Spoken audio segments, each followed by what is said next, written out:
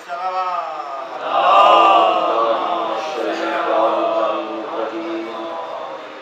الله الرحمن الرحيم الحمد لله الذي جعلنا من المتمسكين بولاية أمير المؤمنين وبولاية الأئمة المعصومين صلوات الله عليهم أجمعين. الحمد لله على ما أنعم وله الشكر على ما أنعم. الحمد لله الذي دل على ذاته بذاته. الحمد لله رب العالمين والعاقبة للمتقين والجنة للمؤمنين والنار للمنافقين. والصلاة والسلام على سيدنا ومولانا حبيبنا وحبيب قلوبنا شفيعنا وشفيع ذنوبنا أبي القاسم محمد اللهم صل على محمد وآله الطيبين الطاهرين المعصومين المظلومين الذين أذهب الله عنهم الرجس وطهرهم تطهيرا. اللهم صل على محمد وآل محمد واللعنة الدائمة على منكري فضائلهم وغاصبي حقوقهم من الآن إلى قيام يوم الدين. أما بعد فقد قال سبحانه وتعالى في كتابه المجيد بسم الله الرحمن الرحيم قل يا أيها الذين هادوا إن زعمتم أنكم أولياء لله من دون الناس فتمنوا الموت إن كنتم صادقين. رب اشرح لي صدري ويسر لي أمري واحلل عقدة من لساني يفقهوا قولي.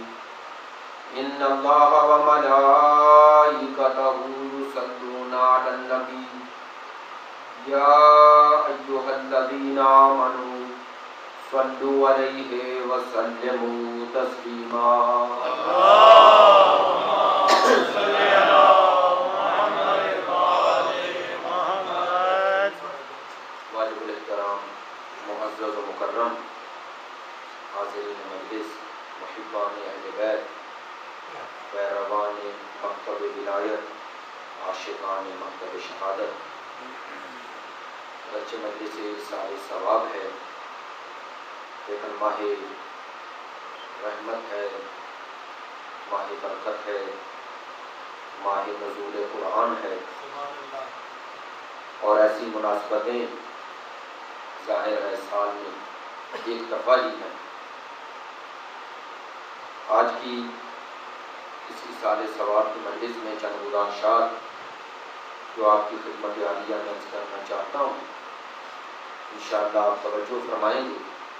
گفتگو ذرا عام ڈگر سے ہٹ کر ہے تاکہ اس ماہ پربرکت میں، اس ماہ رحمت میں، اس ماہ مغفرت میں اس مرحومہ کے سال ثواب کی مجلس ہے، ہماری یہ گفتگو ان کی بلندی درجات کا سبب بن سکے. عزیزان محترم، خداوند متعال نے سورہ جمعہ کی اس آیہ مجیدہ میں اہل یہود کو خطاب کرتے ہوئے انہیں ان کے دعوی ولایت میں سچا ہونے کی دلیل مانگی ہے.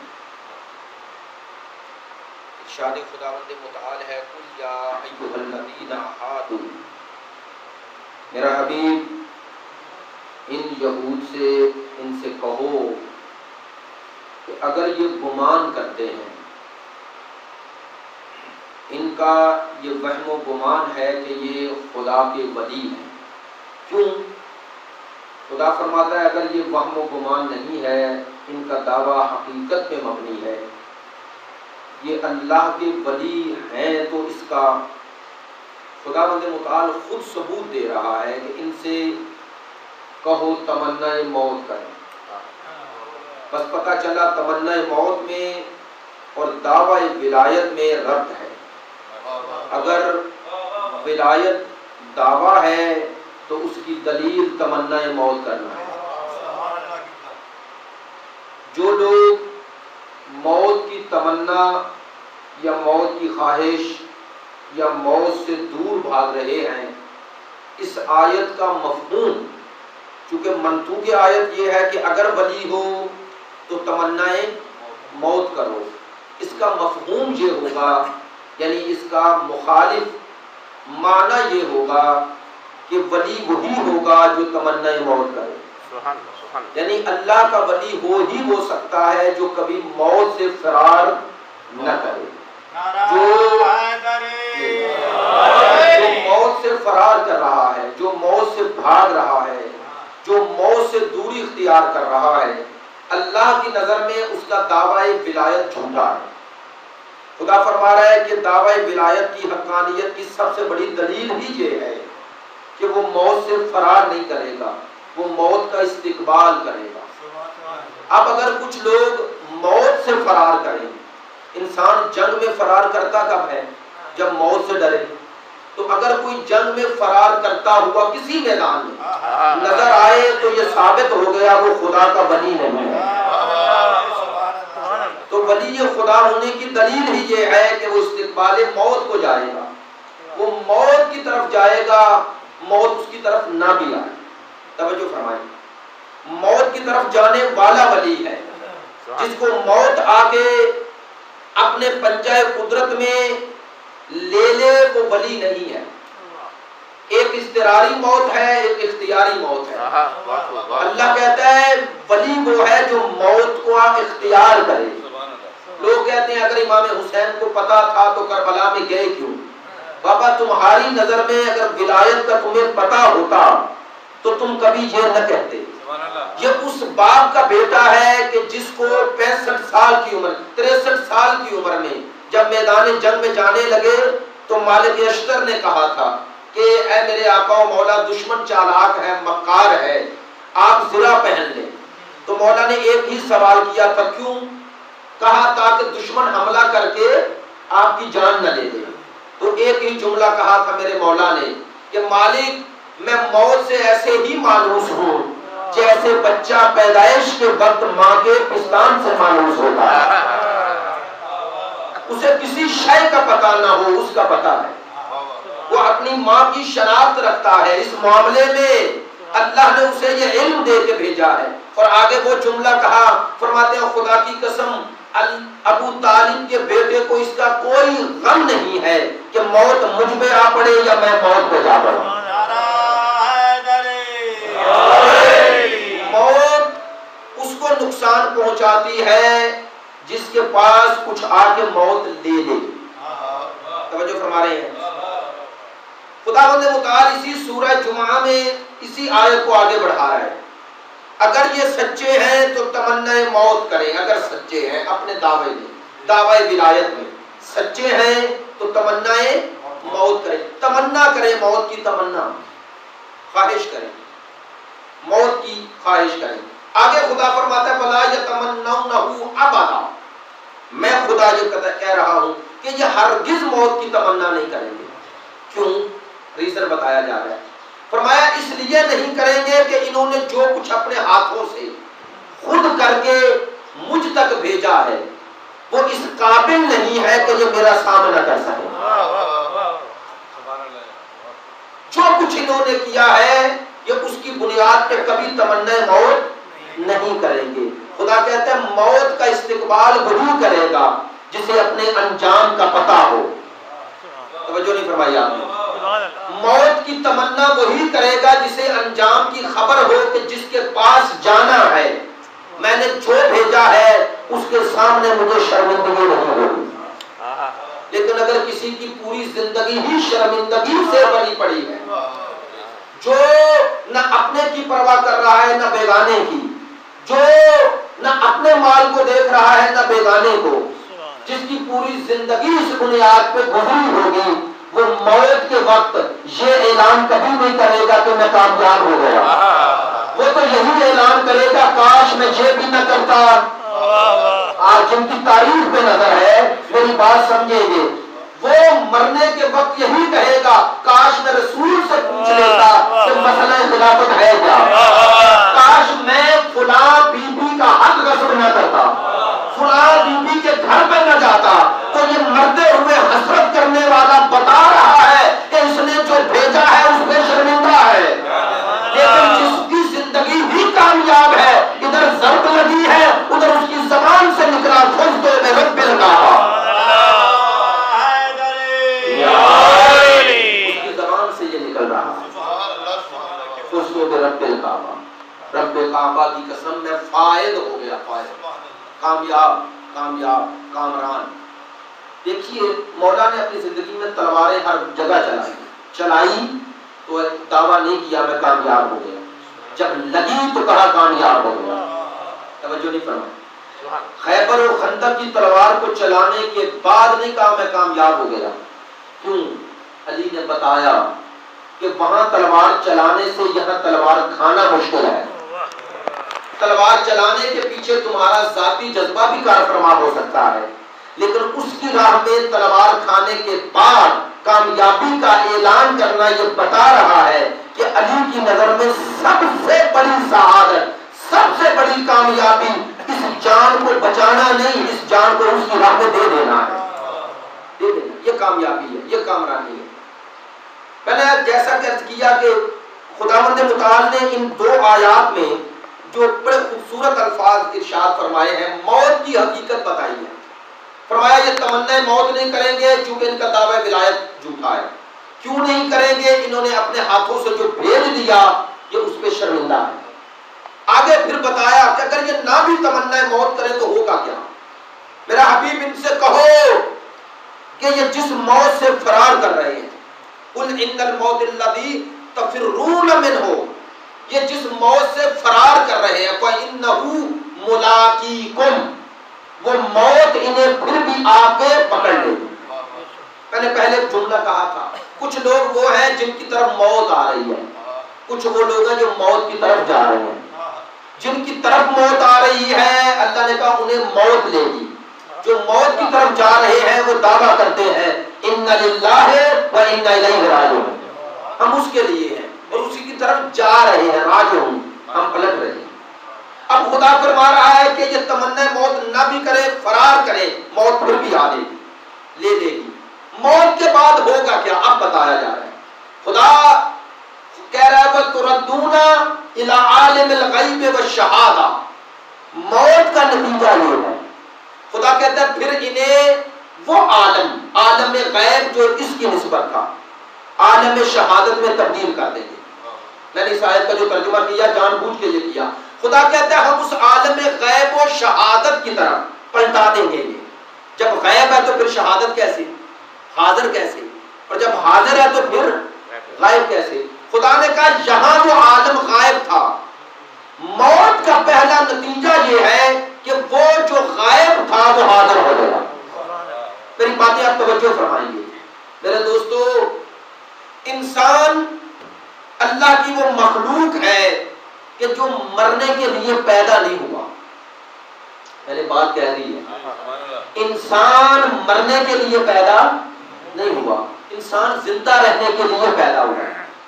مرتا جو خود ہے اس نے اسے زندہ رہنے کے لیے پیدا کیا اور ان کو بھیجا جو اسے زندہ کر سکیں. مرتا یہ تب ہے جب زندوں کو نہیں مانتا. بس میری موت میرے ہاتھوں میں ہے، اللہ نے مجھے زندگی کے لیے پیدا کیا.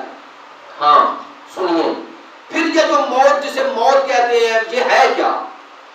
یہ موت نہیں ہے، اسے اسی لیے وفات کہا جاتا ہے. وفات کیا معنی؟ وفات اس شے کو کہتے ہیں جب آپ کسی کو کامل و اکمل لے لیں اسے کہتے ہیں وفات. وفات کا معنی ہے عروج. قرآن مجید نے لفظ وفا بھی استعمال کیا، وفات بھی استعمال کیا، اور اللہ نے موت کو انتقال کے معنی میں بھی استعمال کیا. یہی تردون علی عالم الغیب والشہادہ. توجہ فرمائیے، خدا کہتا ہے موت جب آئے گی تو موت کے نتیجے میں ہم تمہیں پلٹا دیں گے. پلٹایا جاتا کہاں ہے؟ جہاں سے آپ آئے ہو. جہاں آئے نہیں، جہاں گئے نہیں، وہاں پلٹایا نہیں جاتا. اللہ کہہ رہا ہے تمہیں پلٹا کر یہ بتا رہا ہوں کہ جہاں سے آئے ہو جاؤ گے وہیں پر جاؤ گے. موت قرآن و اہل بیت کی نظر میں کوئی خوف کا نام نہیں.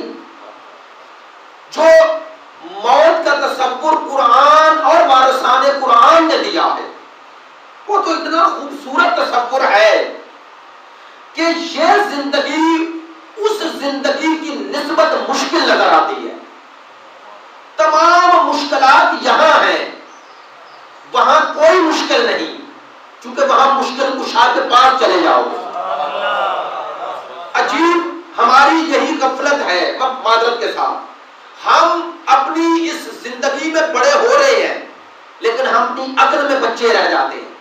اگر بچے نہ ہوں تو مشکلات کو چھوڑ کر ان آسانیوں کی طرف جانے کے لیے بےتاب ہوں.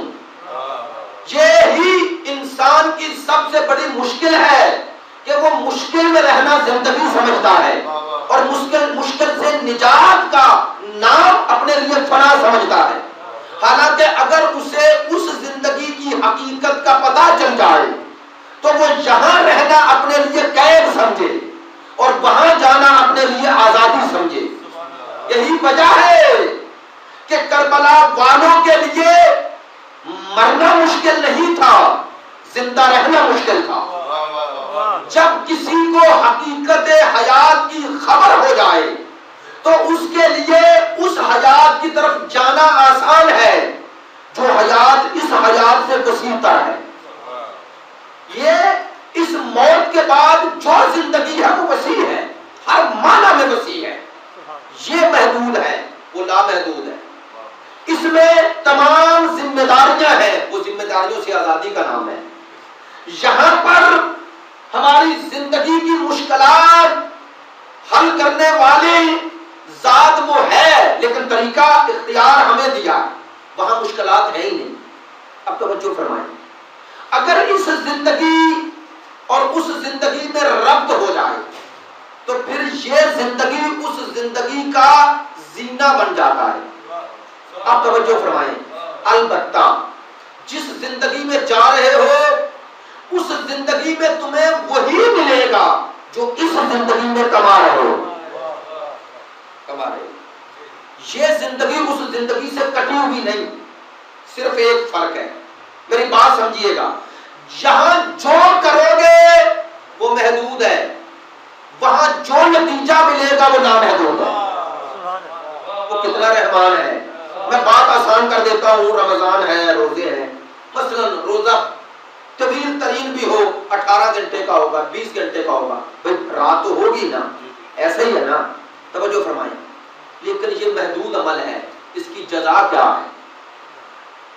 اس محدود عمل کی 30 دن جو انجام دے رہے ہو، ان 30 دنوں کو اللہ نے جب نتیجے کی صورت میں پھیلایا تو اللہ نے کہا کہ الصوم لی وانا اجزا بہ.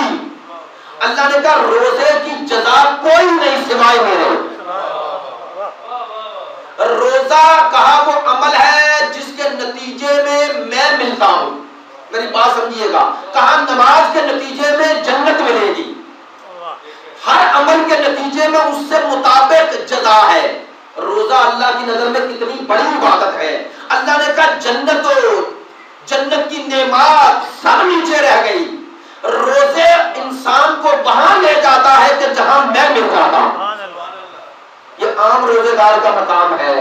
تو اگر وہ روزہ دار ہو جس نے حقیقت روزہ بتائی ہے، اس کا روزہ کیا ہوگا؟ اس کا روزہ کیا ہوگا؟ اسی لیے تو وہ کہے گا کہ فزت برب الکعبہ. اب توجہ فرمائیں گے آپ عزیزو، یہ جو اللہ نے یہ کائنات بنائی ہے، قرآن و اہل بیت کی نظر میں یہ جو تردون کہا گیا پلٹایا جائے گا، تمہیں اس عالم غیب و شہادت کی طرف.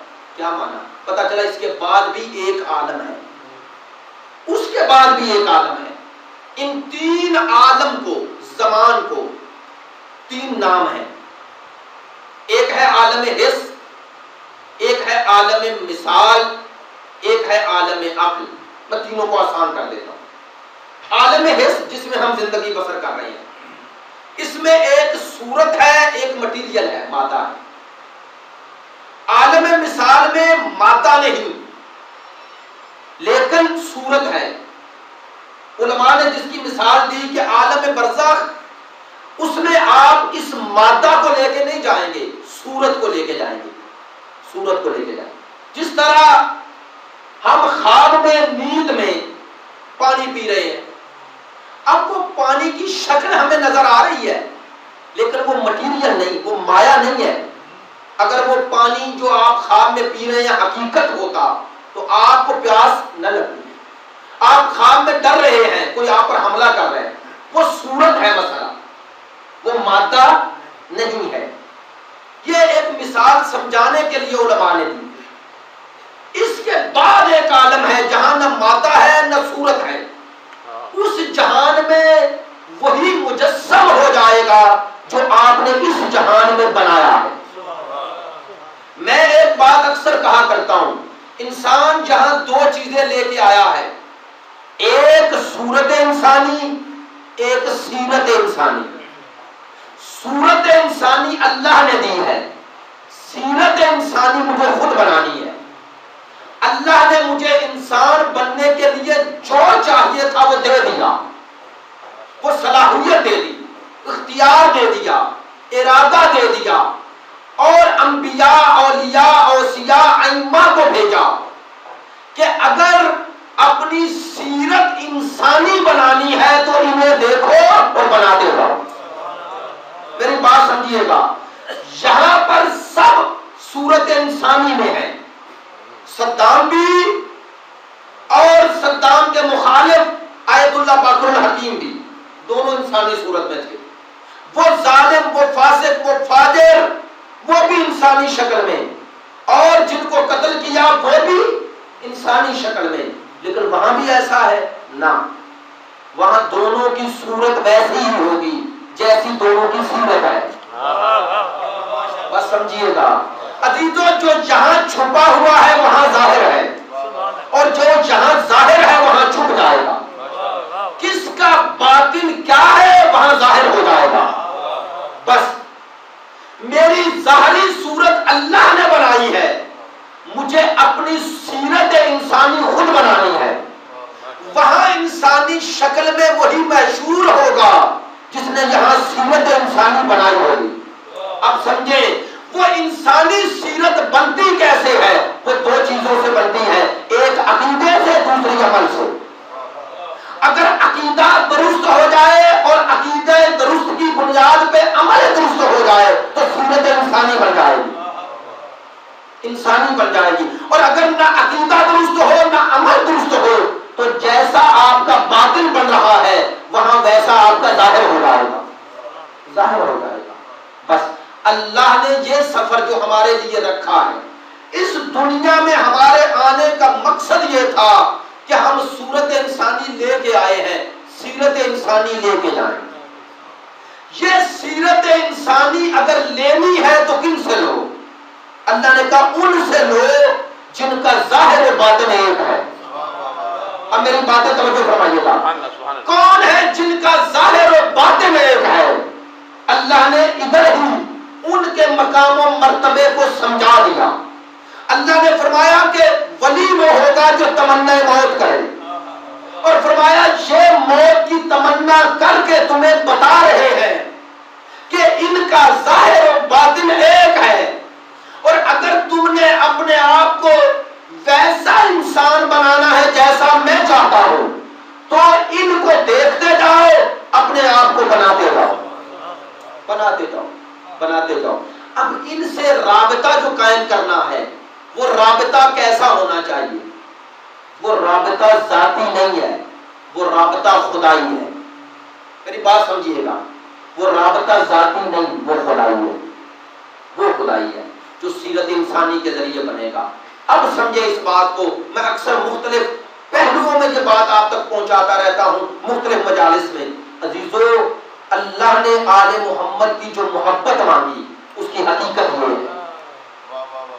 حقیقت یہ ہے محبت انسان کے باطن کو بناتی ہے۔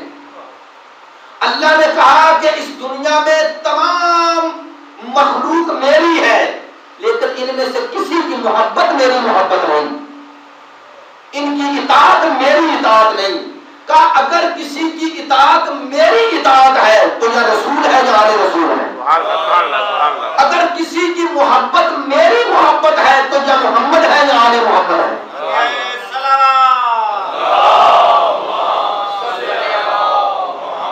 ان کی محبت کے نتیجے میں تم سیرت انسانی پیدا کر لو گے، سیرت انسانی پیدا کر لو گے، باطن تمہارا انسانی ہو جائے گا۔ یہ محبت وہ کیمیا ہے، محبت وہ کیمیا ہے، محبت ہی وہ واحد طریقہ ہے جو مشکلات کو آسان کر دیتا ہے، آسان کر دیتا ہے۔ انسان اگر تمام مشکلات کے مقابلے پہ ڈٹتا ہے تو تب ہی ڈٹ سکتا ہے جب اس کے اندر استقامت ہو، اور استقامت کے ساتھ وہ جو کام کر رہا ہے اس سے اسے محبت ہو۔ اطاعت اگر بغیر محبت کے ہو تو انسان کو اطاعت پہ آمادہ ہی نہیں کر سکتی۔ انسان کا ارادہ تب طاقتور ہوتا ہے جب اطاعت کے ساتھ ساتھ محبت آ جائے۔ تو اللہ نے آل محمد کی محبت اسی لیے مانگی کہ اگر میرا قرب چاہیے تو ان کی محبت تمہارے لیے تحرک کا ایسا سبب بنے گی کہ جو تمہیں ایسا تحرک عطا کرے گی کہ جس کی بنیاد پر تمہیں میری اطاعت کبھی سنگین نہیں لگے گی۔ نہیں، میں آسان کر دیتا ہوں عزیزو، کون ہے جو جولائی اور جنوری اور فروری کے مہینوں میں یہ جو جلوس اعضاء ہر موسم میں آئے ہیں نا، آپ دیکھ لیں کہ اگر فروری اور جنوری کی وہ سخت ترین سردی میں آئے یا جولائی جون کی گرمی میں آئے، یہ جلوس اعضاء میں کمی آئی ہے؟ نہیں۔ تو کون ہے جو ان جلوسوں میں لے آیا؟ وہی محبت حسین۔ اگر وہ محبت نہ ہوتی تو کبھی یہ جذبہ کسی کام نہ ہوتا۔ اللہ نے کہا کہ تمہیں اگر میں نے متحرک کیا ہے تو ایسے ہستیوں کی محبت کو واجب کر دیا ہے کہ جن کی زندگیوں میں کوئی عیب نہیں ہے، انہیں جس جہت سے دیکھتے جاؤ گے خود کامل ہوتے جاؤ گے۔ چونکہ محبت ہوتی ہی کمال سے، محبت کبھی نقص سے ہوتی نہیں، محبت کبھی عیب سے ہوتی نہیں، عیب سے نفرت ہوتی ہے، کمال سے محبت ہوتی ہے۔ بس ہم یہی کہتے ہیں جو آل محمد سے نفرت کرے گا وہ آل محمد سے نفرت نہیں کر رہا، کمال سے نفرت کر رہا ہے۔ اب وہ شخص جو کمال سے نفرت کرے اسے انسان کہنا انسانیت کی توہین ہے، چونکہ فطرت انسان میں اللہ نے کمال خواہی رکھی ہے، اللہ نے عیب سے محبت نہیں رکھی ہے۔ اب یہ الگ بات ہے کسی کو عیب ہی کمال نظر آئے، وہ الگ بات ہے، لیکن میرے دوستو یہ ہیں وہ جن کی وجہ سے تمہیں زندگی مل سکتی ہے۔ اب میں ایک جملہ کہہ رہا ہوں اور اسی سے گفتگو سمیٹ لیتا ہوں۔ کیوں زندگی ملتی ہے؟ چونکہ یہ اللہ کے اسم حی کا مظہر ہے۔ میں نے جملہ کہہ دیا ہے، اللہ حی ہے، خدا حی ہے نہیں، خدا محیی ہے، زندہ بھی ہے اور زندگی عطا کرتا ہے۔ سنیے، یہ دونوں صفات کے مظہر بھی کامل ہونے چاہیے۔ اس کے اسم حی کے مظہر کامل آل محمد ہے، آل محمد ہے۔ وہ حی ہے، وہ مردہ نہیں ہے، وہ زندہ ہے۔ اب جسے زندگی چاہیے وہ کیا کرے؟ آج کی گفتگو کا یہی نتیجہ دے گا، وہ کیا کرے؟ وہ ان سے ربط قائم کرے۔ میں نے ایک لفظ کہا تھا پتہ نہیں کس مجلس میں، اسی کی وضاحت کر دیتا ہوں میرے دوستو، یہیں پر کہا تھا اس لیے کہہ رہا ہوں۔ ایک ہوتا ہے وجود مقتضی اور ایک ہوتا ہے معنی۔ ان دونوں میں اگر ایک بھی ہو ایک نہ ہو تو کبھی بھی وہ شے کامل اور اکمل طور پر اپنا نتیجہ نہیں دیتی۔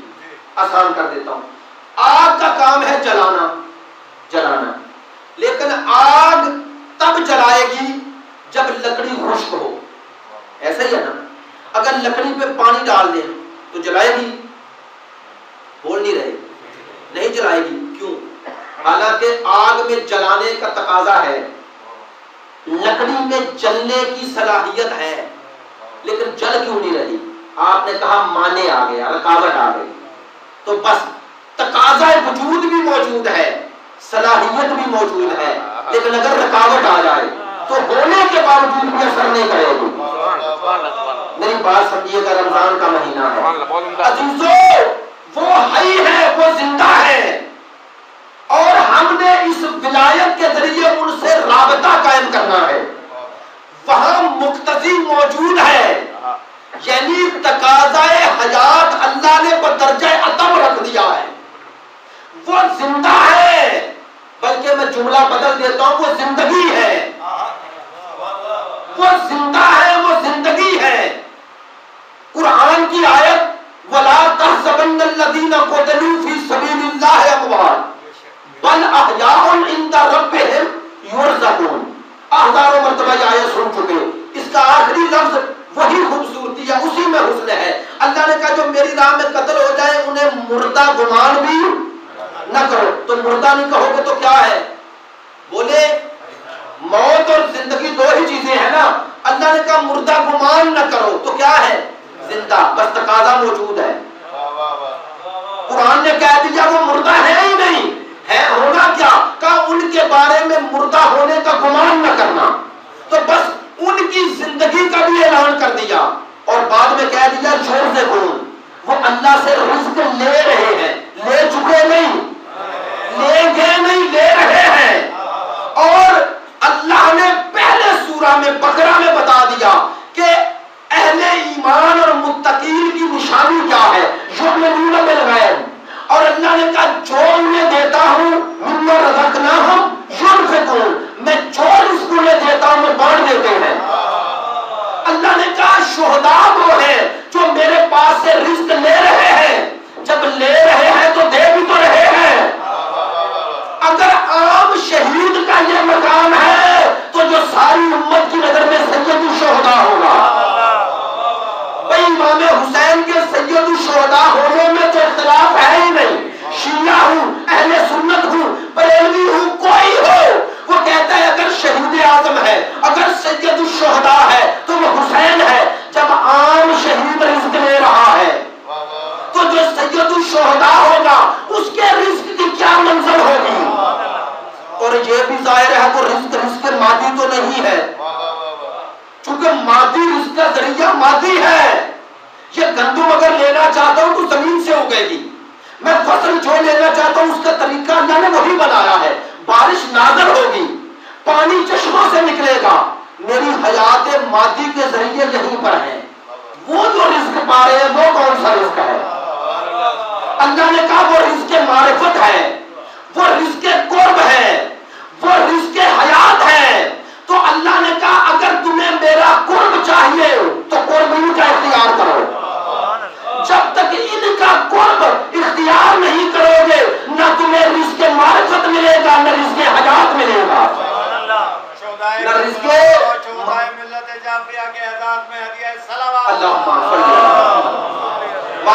بالکل. ٹائم ختم ہو گیا, بس تھوڑی سی باتیں میرے ساتھ سن لیں تاکہ میں نتیجہ دے لوں, گفتگو ادھوری نہ رہ جائے. عزیزان محترم, ادھر زندگی ہے, ادھر زندگی چاہیے. اب ادھر تقاضا ادھر ہے, تقاضا ادھر ہے. ادھر اگر زندگی لینے کا تقاضا ہے تو رکاوٹ ہٹانی ہے. میں نے پہلے کہا نا لکڑی میں جلنے کی صلاحیت ہے, لیکن اگر پانی پھینک دو تو وہ جلے گی نہیں. آگ قریب بھی لے جاؤ تو اثر نہیں کرے گی. بس اگر چاہتے ہو ولایت کا اثر ہمارے وجود میں زندہ ہو رہا ہے تو ادھر زندگی بھی ہے, ولایت بھی ہے, قرب بھی ہے. وہ دینا چاہتے ہیں, تم لینے کی صلاحیت پیدا کرو. لینے کی صلاحیت میں رکاوٹ کیا ہے؟ کہاں رکاوٹ تمہارا گناہ ہے. میری بات سمجھ نہیں ہے؟ رکاوٹ تمہارا گناہ ہے, رکاوٹ تمہاری ہوا و ہوس ہے, رکاوٹ تمہاری خواہشات نفس ہے, رکاوٹ تمہاری جہالت ہے. مانے تمہاری غفلت ہے. بس اب سمجھیں یہ جو تمام مشکلات اور مصائب آئی ہیں یا آتی ہیں یہ اسی لیے آتی ہیں کہ ان رکاوٹوں کو ہٹا دیا جائے. اللہ جب کسی بندے کو اپنے قریب کرنا چاہتا ہے تو اسے مشکلات میں ڈال دیتا ہے. کیوں عزیزو؟ وسائل کی فراوانی خود فراموشی لاتی ہے اور مصائب و مشکلات خود شناسی لاتی ہے اور خود شناسی ہی خدا شناسی ہے. میرے مولا نے اسی لیے تو کہا من عارفا نفسہ فقط عارف ربا. جو اپنے آپ کو پہچان لیتا ہے وہی خدا کو پہچانتا ہے. جب انسان پر نعمات کی بارش ہو تو وہ استغنا وہ بے نیاز ہو جاتا ہے. اسے خبر نہیں رہتی کہ کوئی ہے. لیکن جب مصائب و مشکلات آتی ہیں اور مشکلات میں گر جاتا ہے تو پھر اسے پتا چلتا ہے کہ میں کچھ نہیں ہوں, کوئی ایسی ذات ہے جو دیتی بھی ہے اور لے بھی لیتی ہے. اور یہی چیز ہے, یہی وہ سبب ہے. اب اگر اس رخ سے تم مصائب کو دیکھو گے تو اسے مصیبت نہیں سمجھو گے, اسے بھی آل محمد کی طرف سے کرم سمجھو گے. میں نے بات کہہ دی ہے. بعض لوگ سوال کر لیتے ہیں, گلا کرتے ہیں, شکوہ کر دیتے ہیں. چونکہ ہمارا کام یہ جاتے ہیں لوگ ملتے ہیں کہتے ہیں جی آل محمد کو مانا ہے, پہلے اتنے خوشحال تھے اب خوشحالی نہیں رہی, اب مان و منال نہیں رہا, اب مشکلات ہی مشکلات ہیں. تو میں اکثر کہا کرتا ہوں آل محمد کو دنیا کے لیے نہ مانو. آل محمد نے کبھی نہیں کہا کہ دنیا چاہیے تو ہمارے پاس آنا. میری بات سمجھنا, آل محمد کے پاس جب بھی کوئی آیا آ کے کہا کہ میں نے آپ کی محبت اور ولایت کو قبول کر لیا ہے تو کیا کہا فَلْيَسْتَعِدْ لِلْبَلَاءِ, پھر مشکلات کے لیے تیار ہو جا. کیوں کہا؟ تو یا اللہ پھر ان کی محبت کیوں واجب قرار دی؟ اے آل محمد تمہیں ماننے کا پھر فائدہ کیا ہے اگر مصائب و مشکلات ملنی ہے؟ کہا مصائب و مشکلات میں ہی تو ہم ملیں گے. اب میری بات سمجھنا, آخری جملہ کہہ رہا ہوں. تو پھر آپ کو ماننے کا فائدہ کیا ہے؟ کہا دنیا لینا ہے تو دنیا داروں کے پاس جاؤ.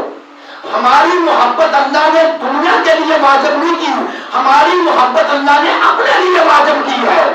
بس اگر دنیا چاہیے تو فرعون و قارون و ہارون کے در پہ جاؤ, اور اگر خدا چاہیے تو حیدر کرار کے در پہ آؤ. ان کے در سے وہ ملے گا جو کہیں سے نہ ملے, اور کہیں سے کیا نہیں ملے گا. اگر خدا چاہیے تو ان سے لو, اگر غیر خدا چاہیے تو غیر خدا کے پاس جاؤ. اسی لیے قرآن میں اللہ نے اس محبت کی تشریح کر دی. خدا نے فرمایا کل ما اسألکم علیہ من اجر الا من شاء ان یتخذ الی ربہ سبیلا. اللہ نے کہا میرا حبیب ان سے کہو کہ میں تم سے اجر رسالت کچھ نہیں مانگتا, مگر اگر یہ اجر رسالت مانگ رہا ہوں ان کی محبت تو کیوں مانگ رہا ہوں؟ الا ان یتخذ الی ربہ سبیلا. کہا اس لیے ان کی محبت مانگی ہے کہ اگر مجھ تک پہنچنا ہے تو راستہ یہ ہے, رسی یہ ہے, سبیل خدا یہ ہے. ہاں اسی لیے ان کی محبت میں مرو گے تو اس کے لیے مر گئے. میری بات نہیں پہنچی. کہا یہ ہے فی سبیل اللہ, ان کی محبت فی سبیل اللہ ہے, اور شہادت کے لیے شرط ہی فی سبیل اللہ ہے. اسی لیے ان کی محبت کے تقاضے پورے کر کے بستر مرگ پر بھی مر جاؤ گے تو من مات علی حب آل محمد مات شہیدا, مات شہیدا. بس دوستو میں, عجیب بات ہے, میری طبیعت بہت خراب تھی, یقین نہیں تھا کہ اتنا پڑھ لوں, اور موضوع بھی اس طرح نہ پہنچا سکا, لیکن انشاءاللہ بات آپ تک پہنچ گئی. کہنا کیا چاہتا ہوں؟ کہنا یہ چاہتا ہوں آل محمد کو خوشحالی کے لیے نہ مانو, خوش بختی کے لیے مانو. ہم لوگ خوشحالی کے پیچھے دوڑتے ہیں, خوش بختی کے نہیں. میرے دوستو یہ مال و منال مل بھی جائے لیکن اگر ان کے لیے کام نہ آئے تو خوشحال ہو, خوش بخت نہیں.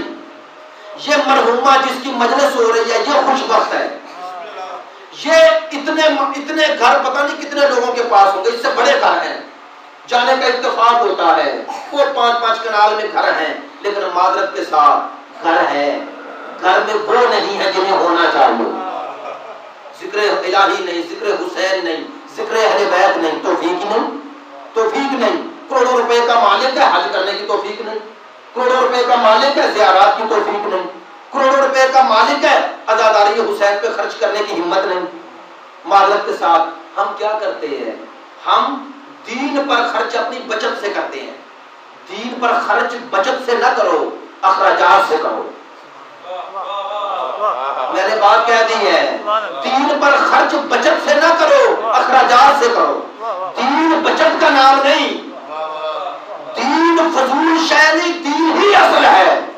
اگر دین پر خرچ کر کے بچ جائے تو بچ گیا ہے، اور اگر دین پر خرچ نہ کر کے خرچ ہو جائے تو ضائع ہو گیا ہے۔ یہ دیکھیں وہ لوگ زندہ ہیں، یہ خوش بخت ہے، یہ خوش بختی ڈھونڈو، یہ خوش بختی آل محمد سے ملتی ہے، یہ خوش بختی آل محمد سے ملتی ہے۔ یہ توفیق خدا کی راہ میں خرچ کرنے کی، یہ توفیق ادھر سے ملتی ہے، ادھر سے نہیں، یہ ادھر سے عطا ہوگی۔ اگر عطا ہو جائے خوشحال ہو جاؤ، یہ نہیں، یہ بھی نہیں کہتا غریب رہو مسکین رہو، نہیں، بنو نہیں۔ خود ساختہ غربت اللہ کو پسند نہیں۔ اگر اپنی محنت کرنے کے بعد غربت رہے تو اس پہ شکر کرو، چونکہ وہ امتحان ہے۔ اللہ اس امتحان کے بدلے جو تمہیں دے گا اس کی تمہیں خبر نہیں۔ جنہیں خبر ہے وہ تمہارے حق میں دعا کرتے ہیں۔ میری بات سمجھ رہے ہیں؟ بات سمجھ رہے ہیں؟ ایک معصوم کے پاس شخص آیا تھا نا، روزے کی حالت میں ہوں اس لیے یہ بات کہہ رہا ہوں، اس نے آ کے یہ کہا مولا میں بڑا فقیر ہوں، میرے لیے دعا کریں۔ سنتے رہتے ہیں مجلس سے۔ امام نے کیا جواب دیا تھا؟ کہا کہ تجھ سے زیادہ امیر تو ہارون رشید بھی نہیں، جس کے پاس عرب و عجم ہے۔ مولا میرے پاس تو کچھ بھی نہیں۔ مولا نے فرمایا بتا، اگر میں تجھے ہارون رشید جتنی دنیا دے دوں اور تقاضا کروں میری ولایت چھوڑ دے تو چھوڑ دے گا؟ کہا نہیں۔ مولا نے فرمایا پھر تو امیر ہے، تو ہمارے لیے دنیا چھوڑ رہا ہے اور وہ دنیا کے لیے ہمیں چھوڑ رہا ہے۔ تو ان کی محبت اور ان کی ولایت میں یہ جو مشکلات آ رہی ہیں، یہ دن پر ہر روز جو شہید ہو رہے ہیں، میرے دوستو اگرچہ اس میں ہمیں سوچنا ہے، ہمیں اس کی چارہ جوئی کرنی ہے، لیکن ان شہادتوں کو کمزوری نہیں بنانا، زبان شکوہ دراز نہیں کرنی۔ ان شہادتوں کو یہ اللہ کی نعمت ہے، نعمت ہے۔ کیسے نعمت ہے؟ دیکھیں آج دنیا پوری میں، پاکستان میں وہ شیعت جس کے بارے میں کوئی بات کرنے کو تیار نہیں تھا، شہداء کا خون سبب بن گیا۔ اور اگر زبان شکوہ دراز کرنی ہوتی تو وہ کرتی، جس کا ایسا بھائی چلا گیا کہ کائنات میں کوئی ایسی ہستی تھی نہیں، لیکن وہ لاشے پہ کھڑے ہو کے عجیب جملے کہہ رہی ہیں۔ کون ہے ایسی بہن جو بھائی کے لاشے پہ کھڑی ہو جائے اور کہے اللہم تقبل منا ھذا القربان الکریم، یا اللہ میری یہ کریم قربانی قبول کر لو۔ نہیں، بہن نہیں کہتی، بھائی کے قتل پہ بہنیں کہتی ہیں کہ خدایا میری یہ قربانی قبول کر لے۔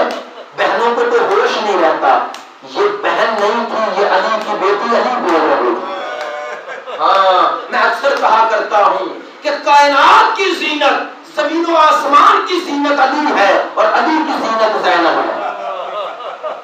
ہاں 11 محرم کو یہ لاشہ حسین پہ زینب نہیں آئی، یہ شریکت الحسین آئی ہے، شریکت الحسین آئی ہے، شریکت الحسین، حسین کی شریک۔ کس میں؟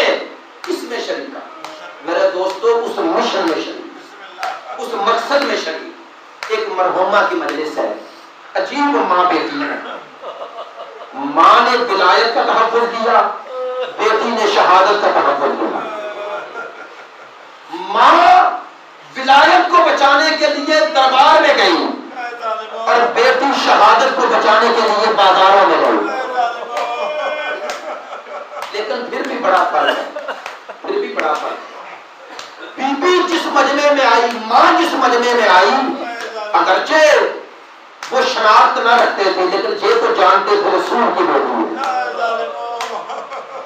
میرے دوستو جب ماں نے خطبہ دیا تو لوگوں نے سنا، اور خطبہ جس ماحول میں دیا وہ مسجد نبوی تھی۔ اگرچہ مسجد نبوی میں بیٹھنے والے مستحق نہیں تھے لیکن پھر بھی ماحول کچھ قابل تھا۔ میری بات سمجھنا، بیٹی نے جب خطبہ دیا نہ ماحول سازگار تھا، نہ خطبہ سننے والے تیار تھے، میرے دوستو اس ماحول کی تصویر کشی کیسے کروں؟ بس بی بی کی زبان سے سن لو کہ وہ ماحول تھا کیسا۔ وہ زینب جو مدینے سے مکے اور مکے سے کربلا اور کربلا سے کوفہ اور کوفہ سے بازار شام تک، وہ بی بی جو استقامت سے آئی، حوصلے سے آئی، جب دربار میں پہنچی اور یزید نے مخاطب کر کے پوچھا کہ علی کی بیٹی زینب کوئی ایسا وقت بھی آیا جب تو نے موت کی دعا کی ہو؟ کہا میں نے آج تک نہیں کی، لیکن اب دعا کر رہی ہوں اللہ کرے زمین پھٹ جائے۔ میں زینب ہر کوئی کام کر سکتی ہو لیکن ایک شرابی کا سامنا۔ بس عزاداران حسین، ایک مرحومہ کی مجلس سے چاہتا ہوں بی بی کے دو جملے اور کہہ دوں۔ علی کی علی بیٹی زینب، علی کی علی بیٹی زینب جب پلٹ کے آئی ہے نا مدینے پلٹ کے آئی اور جناب امام زین العابدین نے بھیجا جاؤ بلا کے لاؤ، بنی ہاشم کے نوجوان ساتھ چلے، لے کے چلے۔ سب سے پہلے زینب کی معرفت دیکھو، کہا مجھے اس کے روزے پہ لے چلو جس کا دین بچا کے آئی، مجھے اس کے روزے پہ لے چلو جس کا دین بچا کے آئی ہوں۔ آ گئی نانا کے روزے کو، نانا کی قبر سے زینب لپٹ گئی۔ دو جملے کہے ہیں، پہلا جملہ کہا نانا زینب آ گئی، دوسرا جملہ کہا نانا جو میں نے دیکھا ہے وہ تم نے نہیں دیکھا۔ میرے استاد محترم ایک جملہ کہا کرتے ہیں، کہتے ہیں جناب زینب نے کہا نانا تو نے اپنے نواسے اور میرے بھائی حسین کی پیشانی چومی ہے، لب چومے ہیں، تو نے سینہ چوما ہے، لیکن نانا جس جگہ میں نے بوسہ دیا ہے اس جگہ تو بوسہ نہیں دے سکا۔ کس جگہ؟ کہا کٹے ہوئے سر پر، ہائے اس تن پہ جیسا بوسہ زینب نے دیا، نانا تو وہاں بوسہ نہ دے سکا۔ اگلا جملہ سنو گے، کہتی ہے نانا تجھ سے ودا ہوتے جا رہے ہوں۔ بس ادادارو آخری جملہ، زینب آ گئی جنت البقیع میں، ماں کے روزے پہ اور ماں کی قبر پہ جب آئی تو اب زینب کا صبر نہ رہا، نہ رونے والی زینب ماں کی قبر سے نپٹ گئی۔ ایک جملہ کہا اماں ابو سفیان کی بیٹیاں گھروں میں تھی، ابو سفیان کی بہو گھروں میں تھی، آئے تیری بیٹیاں تیری بہویں کبھی بازاروں میں کبھی درباروں میں پھرتی رہی۔ اداکاروں آخری جملہ عجیب کہا، بطول کی قبر کانپ گئی، کیا کہا اماں خوش رہنا، اماں راضی رہنا، اماں تیرے حسین کی نسل بچ گئی، اب قیامت تک تکوی ہوں گے، نقوی ہوں گے، رضوی ہوں گے، ہائے زینب کی اولاد کوئی نہیں ہوگی، اماں میرے اولو محمد کربلا میں سو گئے۔